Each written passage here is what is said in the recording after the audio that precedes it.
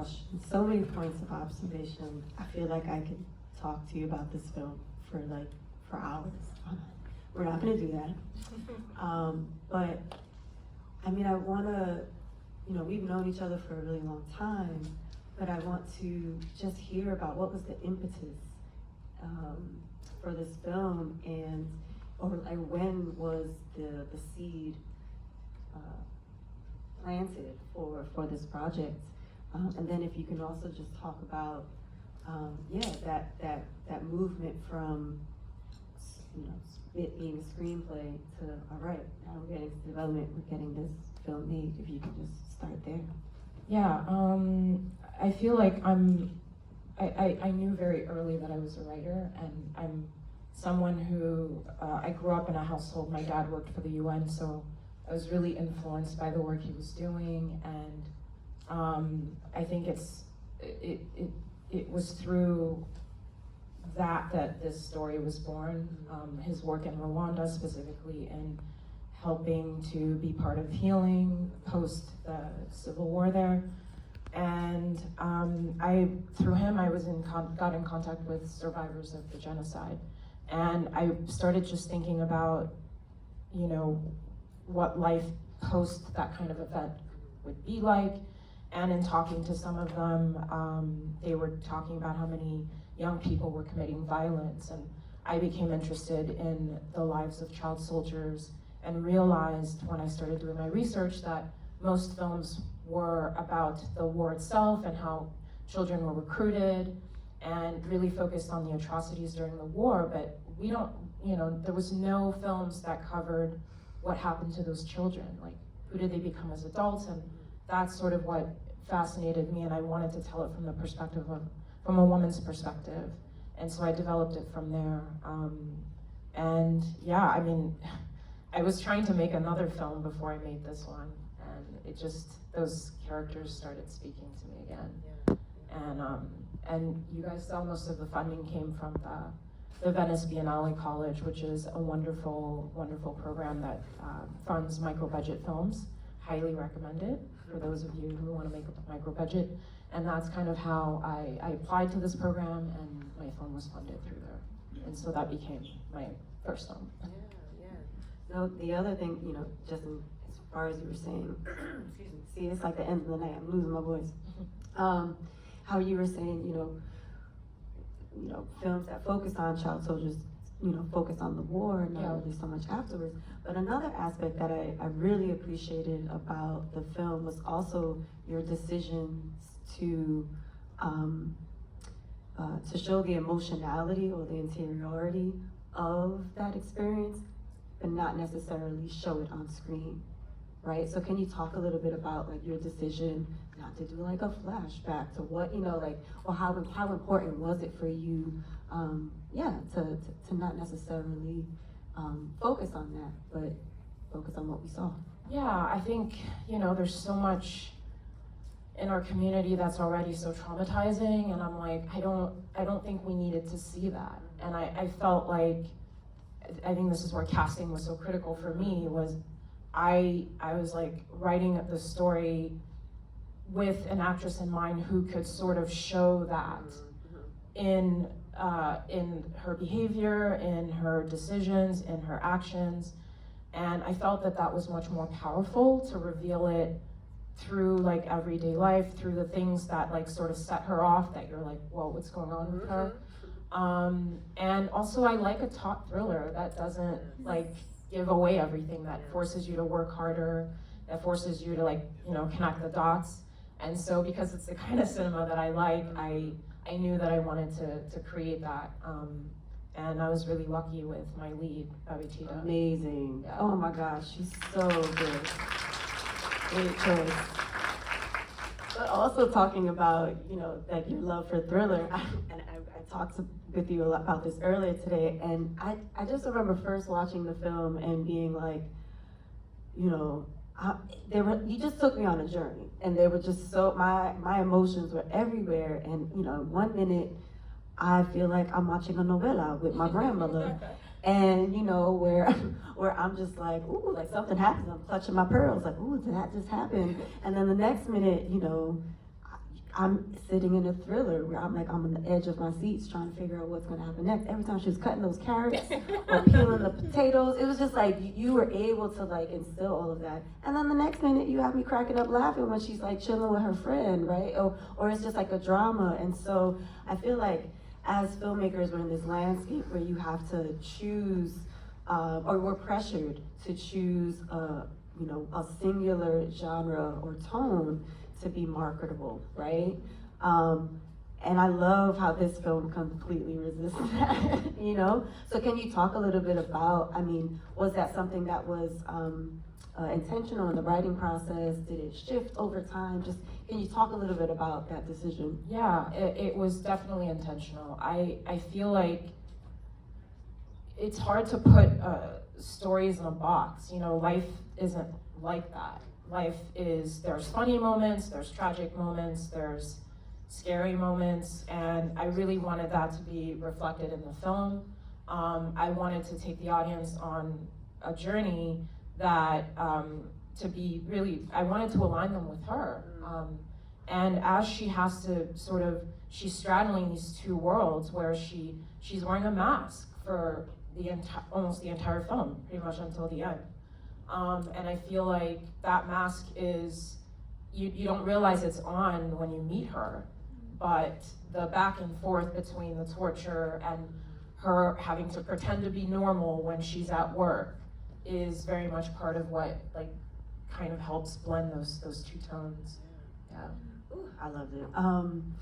The other thing that I was thinking about, and actually, we were thinking about it, Yvonne, and this aspect of, with this film, you were able to do something that I feel like, or we feel like, is rarely seen or done. And when it is seen or done, it's met with a lot of resistance or backlash, which is essentially a Black woman confronting and enacting revenge against a Black man who has inflicted harm, and specifically violence and sexual violence. And, I'm glad that you were able to do that, but can you talk a little bit more about, that relationship or that confrontation, that tension there? Thank you for asking that, because it was, for me, one of the most important reasons why I wanted to write this. This film was born out of my desire to heal and to open up conversations, to talk about that, not just the sexual violence, but the different ways in which we inflict pain on each other. And it was so important for me, for these two characters to sort of find a way to converse. It's not necessarily an open conversation at the beginning, but they do manage to heal each other in a way that I think is unexpected for both characters. And that felt so cathartic to me in the writing of it, but even more so when I saw them, the two leads, performing those scenes. And I just hope that it is, for me, I wanted to sort of put out this message of hope, and yeah, so it was important. I didn't see it either, or very rarely did I see it, and so I wanted to create that, and I'm proud of that. Yeah, so grateful for you to be able to show that, and also just be so completely convicted with it. Like, yeah, we're going there. Yes. Like, I'm gonna beat your ass, and that's just what it is. So I don't know. And I'm gonna enjoy it in the process. Yes, exactly.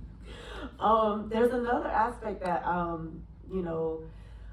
that was really, again, it's kind of like, because you took us on such a journey, and with her relationships with all of these different folks within the film. But the one that really connected with me was her friendship, right, with Nadia, right. And even in going back to what you were saying before, and your decision to really, this film being a reflection of just life, right? Yeah. We're talking about like humor, we're talking about trauma, we're talking about all these things. It's not just one thing. But some of the scenes that I love the most were those scenes, between Marie and Nadia. And yeah, so can you just like talk more about that relationship and how integral, I mean, that last scene with Nadia, just like, I refuse to leave you, I'm not gonna leave you, right? And so, I mean, I'm also there, like, trying to keep it together, but can you talk about that aspect too? Yeah, I think one of the most beautiful things about writing this film was that initially it was about the confrontation between Marie and Father Patrick. And over time, because I was really struggling with the end, I didn't know how to resolve it. It got to this point where I was like, I don't know how these people are getting out of this cabin. I didn't want her to kill him, but I'm like, I don't know. And I realized that Nadia was the key. This unconditional love that she's giving her friend is really what saves her. And once that, like, I had that epiphany, I had to go back and do another pass on the script in realizing this film is actually about the friendship between these two women. That's really what's at the core of it. And without this friendship, this is like a very, very dark movie that most people will not want to see. Because who wants to like get to the end of this and and have more violence and blood? Like, we don't need that.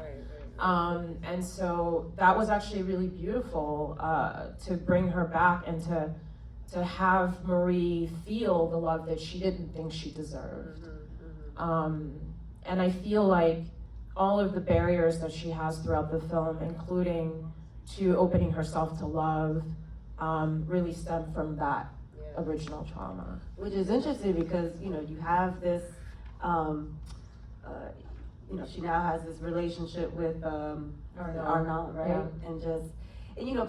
But I'm watching it and I'm like, okay, so in this moment, in this relationship, she's been able to reconnect with her body, with her sexuality, but it's the friendship that reconnects her with her humanity. Absolutely. And so that was just really, I don't know, that just really moved me, and it just felt like such a significant takeaway for the film. So I love it. We're gonna open it up to the audience now. Hello. Hi everybody, I'm Sade. Hi, Sade. So one thing that we were talking about just now was the way that she was able to open up her body again, right, to this love. And I don't want to be the person talking about race, but we see the dynamic that she has with the priest and how this is like something that's so painful for her, right? And it's a pain inflicted by a black man, and then a white man is the one who's like taking her out of that pain. Was that something intentional? Like, what were your thoughts behind that? How did that character development happen? Where did it come from? That's such an interesting question. That's the first time someone's asked me that. It's not about race. It could have been, it was just like another man, but she happens to be in this town where, I don't know if you noticed, there's very few people of color there. It's basically her and her friend and her sous chef. And so for me, it wasn't so much a focus on the fact that it's a white man, although I see that that's, but it's really just about the fact that she is, the shop is closed, and he just happened to have the right, be sensitive enough to be able to break down her walls. And I'm glad that you pointed out the fact that still it's not enough. Right. It's not enough. It's really the friendship that brings her all the way back. And I think that's just one step to her reclaiming what was taken from her. And like, I see that, and I don't necessarily think she's gonna end up with that guy. You know what I mean? I feel like it's just like, all right, I'm gonna take this pleasure because this is something I can hang on to for now. And, maybe she will, maybe she won't, but I feel like it's just one step forward for her healing. Thank you. Mm-hmm. Yes. Hi. Can you talk about assembling the right team to sort of help you tell this story, from the DP Oh to my the God. editor to the even casting? Yeah. the character?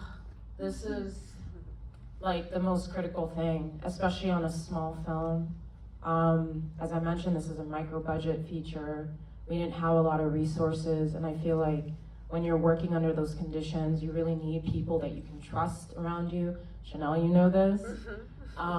You need people that you can rely on, and I also think having worked with my DP Tinks, my editor Roy, like we had worked together on multiple projects together, so there was already like a shorthand between us.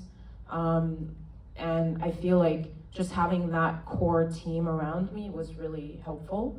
The cast, I mean, Babitita, I'd seen her in a film that a friend of mine was in. He sent me the trailer and I was like not looking at him. I was like, who is she? I want to work with this woman. And I just knew instantly. Suleiman and I'm also an actress, and he and I were cast together in a short film. And every time I have the luxury of acting in a film, I'm usually scouting on other people's sets. So I'm like watching him, and he was in Goodbye Solo, Ramin Barani's movie that was really well acclaimed, and I felt like, you know, I didn't understand why he wasn't working more. Like he just, for me, had so much talent and so much presence. And I felt like this, as much as the film is about second chances, I created this as a vehicle for people that I felt were being overlooked. And they gave it back to me like tenfold. You know, they poured their hearts into, I mean, the acting in this film for me was, there were times, I told you this, Chanelle, there were times I felt guilty because it was really difficult to get through some of those scenes in the cabin, particularly for Suleiman.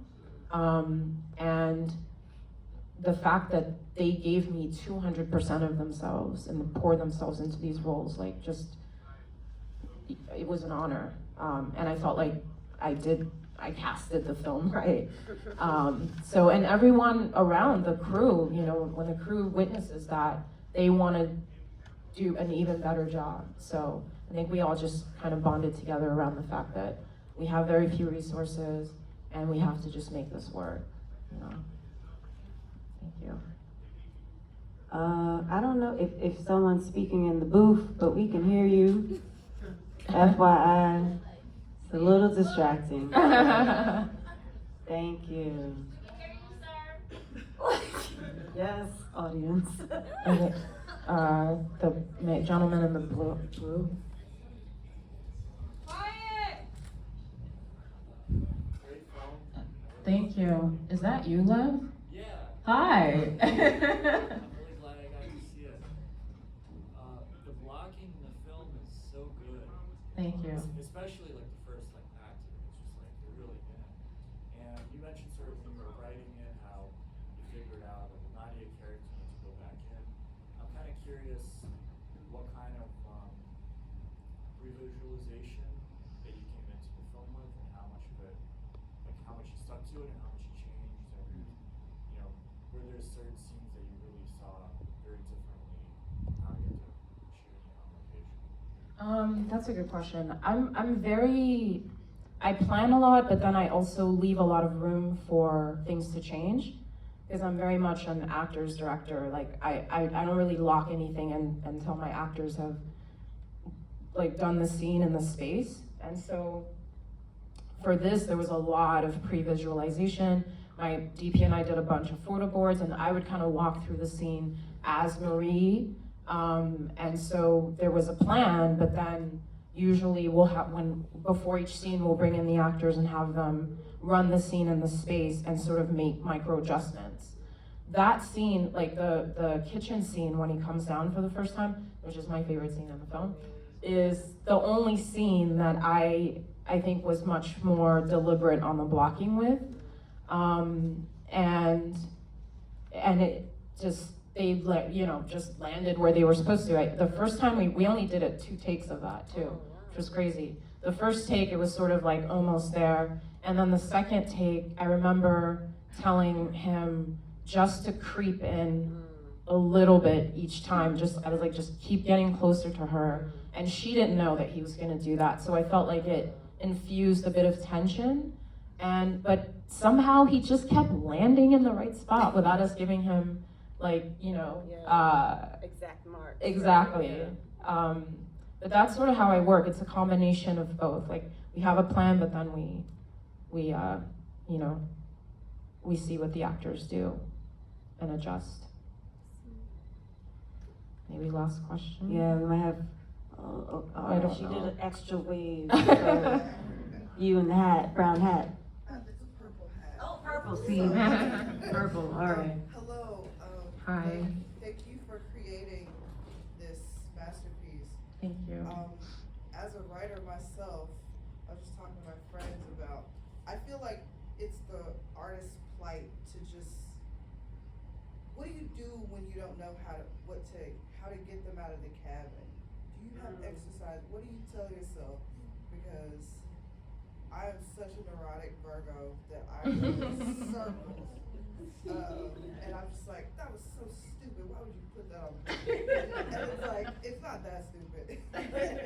It's just, do you ever have those moments of, this is really bad? How do you get yourself out of that hole or not spiral to finish it? Totally. I think all writers have that. This ending was like, I was stumped. And I feel like I wrote a bunch of bad endings. And even if you're stumped, I think the key is to just push through and keep writing. You know it's bad, so it's not like you're thinking, oh, this is it, this is done. You know, I think also putting it down for a while helps. I was really fortunate because I think once you have a cast in mind, or you're able to bring in the actors into the process early, it's super helpful. Like, I started to workshop the script with my leads, and it's through the discussion with them that we kind of found the answer. And I gave myself the permission to not know where things were gonna go. And once they started reading and discussing, and I was discussing the characters with them individually, that's sort of how the answer eventually came to me, through my discussions with them. And so I think you need to be patient, even though that's hard, and you need to sometimes put the script down and let the story keep working, or you need to invite, people in and discuss. Sometimes that's how the answer comes to you.